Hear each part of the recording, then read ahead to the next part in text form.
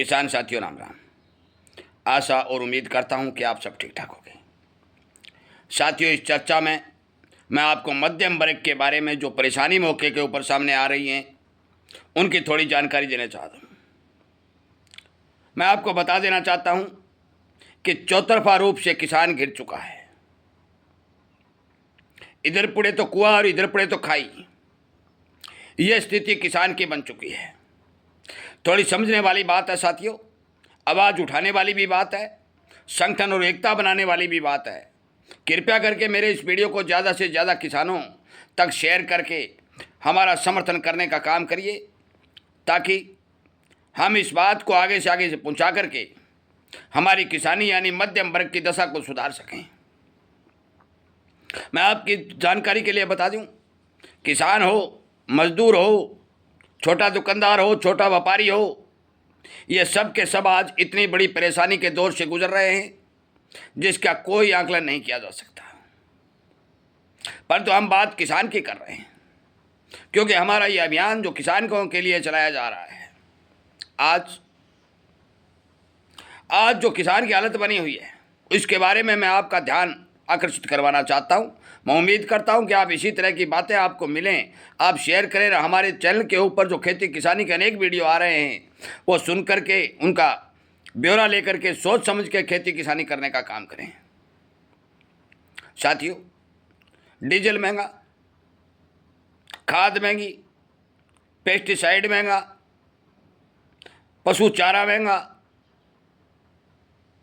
स्वास्थ्य खर्चा महंगा, शिक्षा पढ़ाई महंगी, कपड़े जूते महंगे, आटा दाल महंगी। मैं आपकी जानकारी के लिए बता दूं कि इतनी महंगाई जो किसान के चारों ओर किसान के ऊपर पुरजोर तरीके से दबाव डाल रही है, इसको देखते हुए अनाज भाव के दाम जो हैं जमीन के ऊपर घिसटते हुए दिखाई दे रहे हैं। हमने आपको एक वीडियो बना के कुछ समय पहले यह बताया था कि इतने प्रतिशत महंगाई बढ़ी है, इतने प्रतिशत अनाज के भाव बढ़े हैं। किसान की बात करते हैं तो मैं आपको बता दूं कि हमारे देश के अंदर बहुत भारी संख्या में छोटी जोत के किसान मौजूद हैं। एवरेज यदि हम निकालते हैं तो 4 एकड़ प्रति किसान के पल्ले आता है। आज साथियों, जितनी महंगाई बढ़ रही है, जितना आर्थिक बोझ हमारे मध्यम वर्ग पर बढ़ रहा है, जीवन की गाड़ी चलाना मुश्किल हो चुका है। एक बच्चा पढ़ाना चाहोगे लाखों रुपए लगेंगे, हॉस्पिटल में जाओगे लाखों रुपए लगेंगे, खाद बीज दवाई, घर की रोजमर्रा की आवश्यकता की जरूरतें पूरी करने के लिए आपका इतना खर्चा बढ़ता जा रहा है, कोई सुनने वाला नहीं है। और अनाज भाव देखते हैं तो अनाज भाव में तो आपको पता ही है कि सरकार ने एमएसपी, मूंग की एमएसपी केवल 12 रुपये बढ़ाई है। क्या एक साल में 12 रुपये महंगाई बढ़ी है? और वो भी एमएसपी पर खरीद करेगी तब। साथियों, मैं आपको ये बात क्यों बताने जा रहा हूं? ये इसलिए बताने जा रहा हूं कि जो मौके की हालत देखी जा रही है, जो घटना मध्यम वर्ग के साथ घटती जा रही है और इनके जीवन की गाड़ी जो फंसती जा रही है, कर्ज बढ़ता जा रहा है, परेशानी बढ़ती जा रही है, और जितनी भी परेशानी और कर्ज बढ़ता है तो चिड़चिड़ापन भी बढ़ता जा रहा है। चिड़चिड़ापन के कारण आम आदमी कंफ्यूज हो रहा है। हम रास्ते में जाते हुए किसी भी हमारे साथी को पूछते हैं क्या हाल है भैया, वो कहेगा ठीक है जी, परंतु वास्तव में उसके अंदर ठीक नहीं है। उसके ऊपर अपने घर चलाने का दबाव है, उसके ऊपर अपने बच्चों की पढ़ाई का दबाव है, उसके ऊपर अपने बच्चों के ब्याह शादी का दबाव है, उसके ऊपर अपने मकान बनाने या घर को सुरक्षित रखने का दबाव है। साथियों, मेरा इस वीडियो बनाने का एक मकसद है कि आप केवल एक बात सुन लीजिए कि आप सरकार को इस बारे बाध्य कर दीजिए कि बाहर से अनाज नहीं मंगवाना है, विदेशों का अनाज भारत के अंदर एंट्री नहीं होना चाहिए, और यदि एंट्री होता है तो 40% ड्यूटी लगनी चाहिए। अमेरिका के आगे जो भारत सरकार ने सरेंडर किया है उसका बहुत बड़ा नुकसान होने जा रहा है। फ्री ड्यूटी यदि अमेरिकी सामान हमारे भारत में आएगा तो नुकसान होगा, और नुकसान किसको होगा? किसानों को होगा।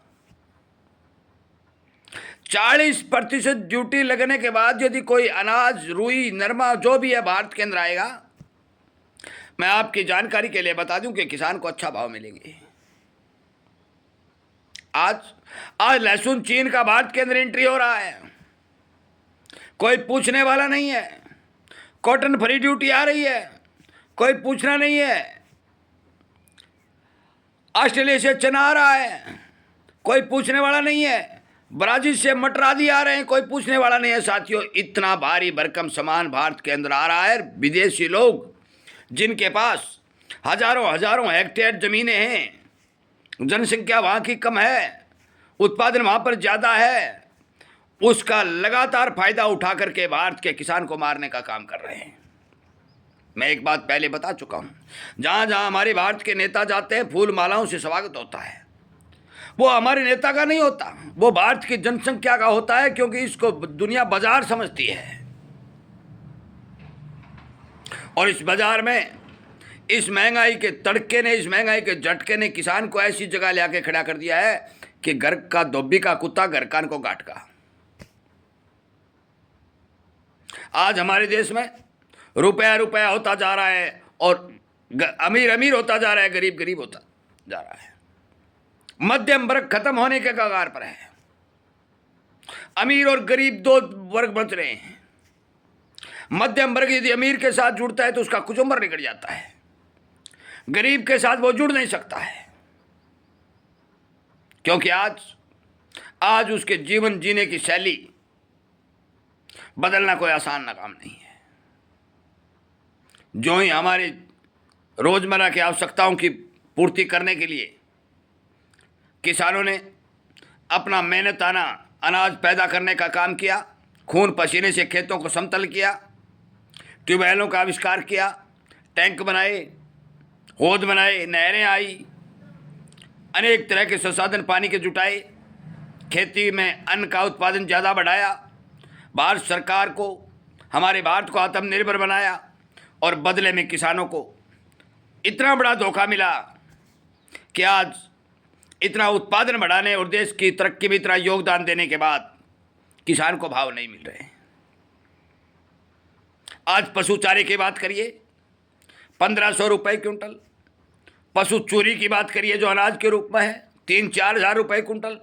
और दूध की बात करिए तो मैं आपको बता दूं कि बिसलेरी की बोतल भी दूध से महंगी आती है। बिसलेरी पानी होता है, पानी, साफ पानी की कीमत ज़्यादा है, और आपके भैंस और गाय के दूध की कीमत कम है। और यही कारण है कि आपको हजारों करोड़ रुपए का नुकसान प्रति साल हो रहा है।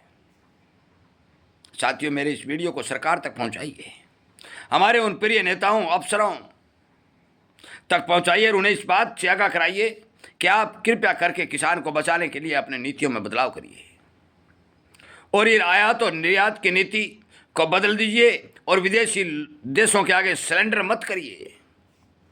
जिस तरह से जो अमेरिका का एक दल यहाँ भारत में आ रहा है, और भी डील होने की संभावना बन रही है, डील तो हो चुकी है, और भी बनवा रहे हैं। इसका मतलब है कि भारत सरकार संपूर्ण रूप से सरेंडर कर चुकी है। मेरा वीडियो ज़्यादा से ज़्यादा शेयर करें, किसानों की चिंता करते हुए हमारे चैनल को सब्सक्राइब करके इसको ताकत दें, ताकि किसानों की आवाज़ को सोशल मीडिया पर उठाया जा सके। और मैं उम्मीद भी करता हूं कि आप सब हमारे परिवार के सदस्य मिलजुल कर इस मुहिम को आगे बढ़ाएंगे, सरकार को जगाने का काम करेंगे, और अपनी नीतियों में बदलाव लाने पर विचार करने के लिए एक बार फिर मौका देने का काम करेंगे। जय हिंद।